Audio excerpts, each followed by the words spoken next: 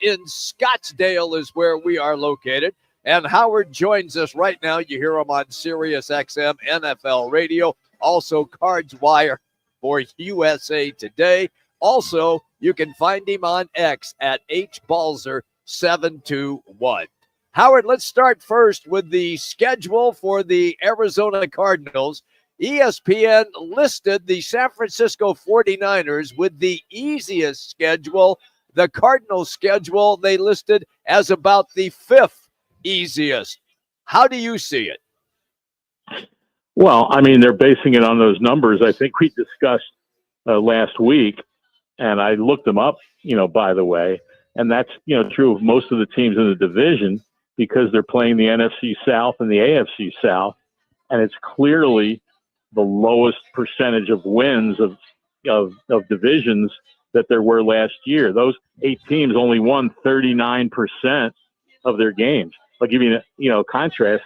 The NFC East, the 2 divisions they play, I think it's the AFC West, AFC West, and I'm trying to remember now which one, whatever. And no, NFC North and AFC West, those divisions won 62.5% of their games. So you look at those numbers, and what do they really mean? I mean, yeah, they're fun to look at, but it doesn't break it all down like that, as I mentioned, as I'm putting together in Lindy's. And of course, it's also what the teams did last year, which obviously changes from one season to the next. So it's easy to say anybody can say it's an easy schedule, it's a hard schedule, but you just never know. Some teams aren't going to be as good this year as they were last year. Some teams are going to be a lot better. So it's really, to a certain respect, an exercise in futility to really look at that stuff and think it truly means anything. How you look at the first 6 games, and I talked about today, if the Cardinals don't make hay, those first 6 games, maybe they're 4-2, maybe they're 5-1, whatever that is. But once the Green Bay game hits in week 7, all the way throughout the rest of the year, it's going to be tough sledding. Now, the only one that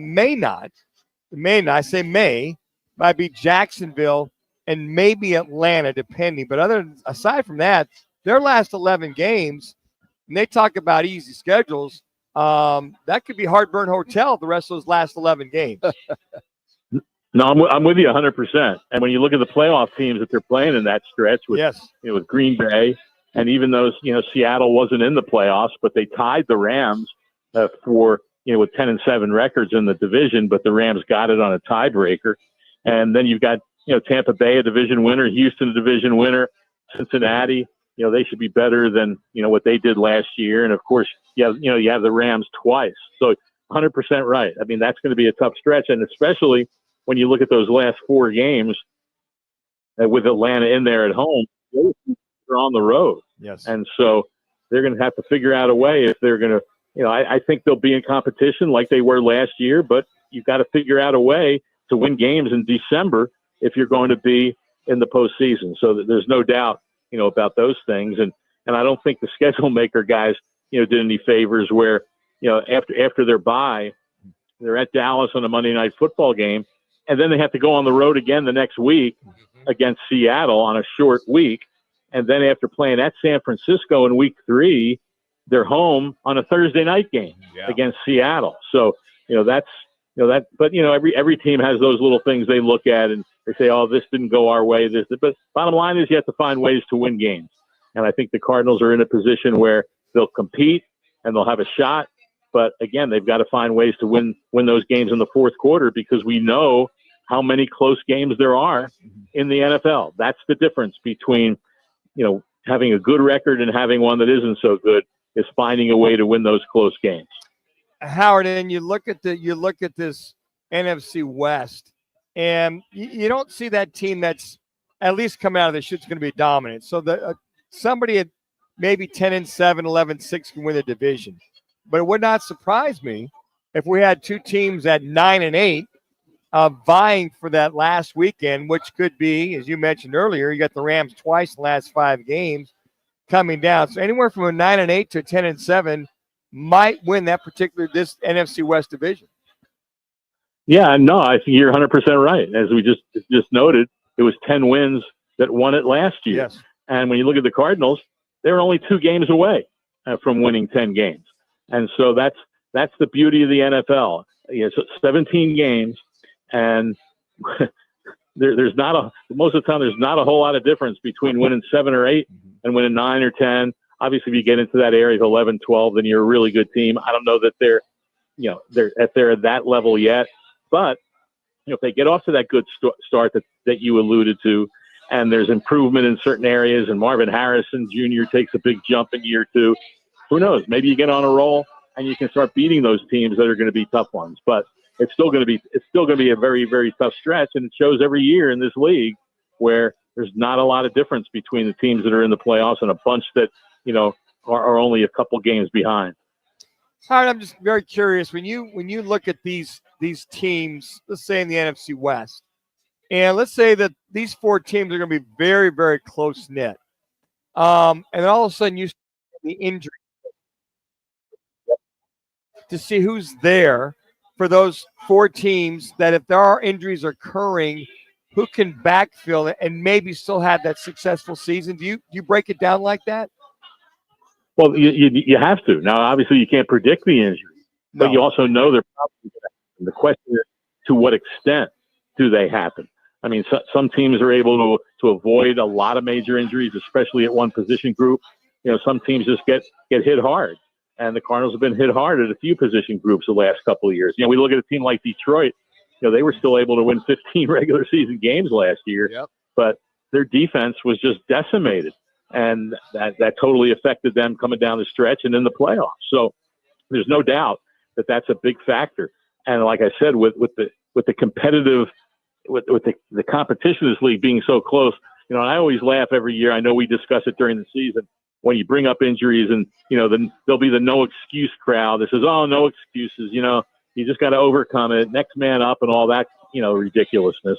But there's also no doubt that injuries play a factor on all, on a lot of teams, and so that's just the reality of it. And I was looking last year, guys, at when you came down to the Final 4. 3 minutes. Oh, you look at Kansas City, you look at Philadelphia. Those teams were, I'm not going to say injury free, certainly, but they had a lot less injuries than a lot of the teams that weren't there. And so that's there's no secret to why that happens, and a lot of it's just bad luck. And somehow you have to find a way, to avoid it if you're going to withstand the rigors of a 17-game regular season. Howard Balzer's our guest on the Right Toyota guest line. Howard, why is the NFL king? Why do they dominate the ratings the way that they do? And they've been doing it. I'm guessing that really started to raise its ugly head maybe in the mid-'80s. Did you see it about that time? And Howard, the preferences, we got NBA playoffs. Yeah. We got a PGA going, and was talking about the NFL schedule. Yep. Right. No, they've got the perfect storm in the league. And I've always said it, what I was mentioning earlier, the short season is a big part of it. And it's the short, and aside from just games, just in calendar time, in terms of months, it's the shortest regular season of all the professional sports. Every game is huge in terms of that. I mean, when you compare it to baseball, I mean, pretty much one game in the NFL is equal to 10 in Major League Baseball, right? And so the league has everyone eating out of their hands, and you can't wait for the season. And boom, before you know it, it's half over.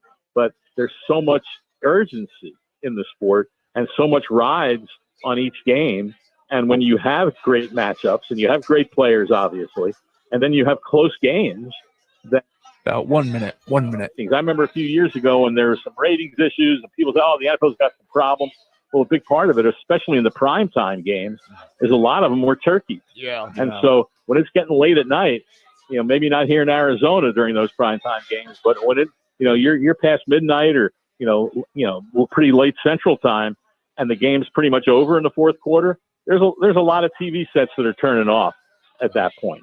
So with that, with the gambling, there's so many different factors. Fantasy football, all of that drives the eyeballs, and it's just. But like I said, I think the big thing is because of the urgency of the sport and how important every game is. When you look at 17 games, right? 162 in baseball, 82 in hockey and in the NBA.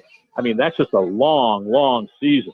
And then you go through, obviously, playoff series, and in the NFL, it's one and done when you get into the postseason. That's it. This is your shot. And so it all feeds in to how this sport just brings the number of people that they do consistently. You mentioned the schedule, the NFL draft, all those things. It's just made for television. And Howard, you got about a minute here, but I think to your point, they nailed Thanksgiving, they nailed Christmas, they nailed all the prime time, because you got teams that are interdivision that mean something, and they got stars galore. So I thought, as far as them scheduling Thursday, Monday nights, but especially the holidays, I think they nailed it. No, you're 100% right.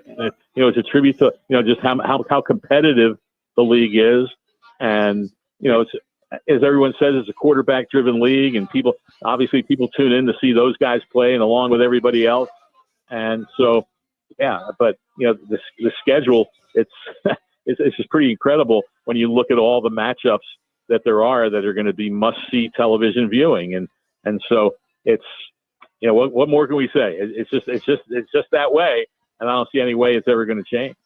Christmas Day, what NBA TV? What NBA? It's all NFL, right?